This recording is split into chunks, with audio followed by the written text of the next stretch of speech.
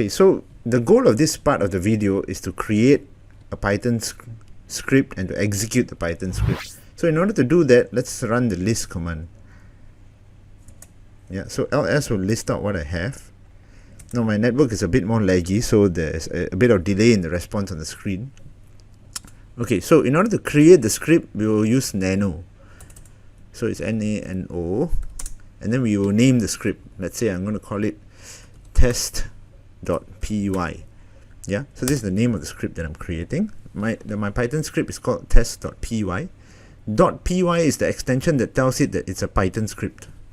Okay, so now in this part of the video, we just want to execute the script. So I'm going to write in a simple print command, or print function, sorry, and then I'm going to print hello world. We have done this once, but this is just to formalize the way we write Python scripts. Now for Python scripts, we do not need semicolons at the end, and this is the way that we write it. It's per line, so every script gets executed per line, line by line. So let's print hello world, and then let's print my name is, and then I'll just put dot dot dot. Yeah, you can fill in your name if you want. Okay, so we are printing two lines here. So we're printing this message hello world, and we are printing this message my name is. So whenever we print a message, we will put it in the format of a string. A string is just something that has got double quotes around it. Yeah, it's a double quote representation or a list of characters. Yeah. Okay, so let's save this. In order to save our work, if you recall, you press Ctrl X, and this will give you a prompt saying whether yes or no. You just type yes, Y for yes, and then hit enter to overwrite.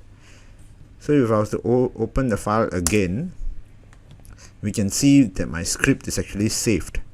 Yeah. Now to exit, press Ctrl X again, and this time around you won't be asked to save because there's no changes made. Okay. So now let's list this Python file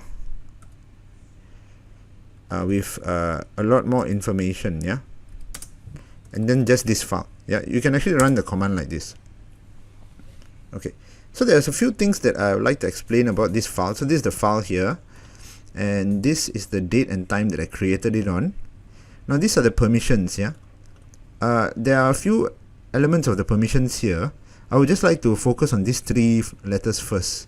In Linux, they call this self, group, and others. Yeah, so I'm not gonna go through all of them. We just want to focus on these three. So this script, the Pi user has a permission to read and write. So that is what the R and the W means, right? So we are able to execute this script because I am the Pi user. The creator is Pi. That is me, the default logged in user. Okay, so when I run this script,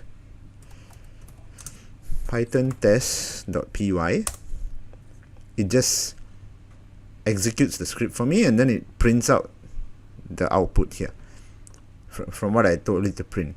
Now print always prints on a new line here. Yeah. So print followed by another print, so it's another new line. Alright, there are many variants. We're not going to go through all of them. Yeah, you can do no new lines and stuff like that. So we're not focusing a lot on Python. So yeah, so that's just to give you a grasp of how it's done. So we have looked at how to create a script. So when you're creating, you use the nano command, and when you're executing, you use the python test.py command.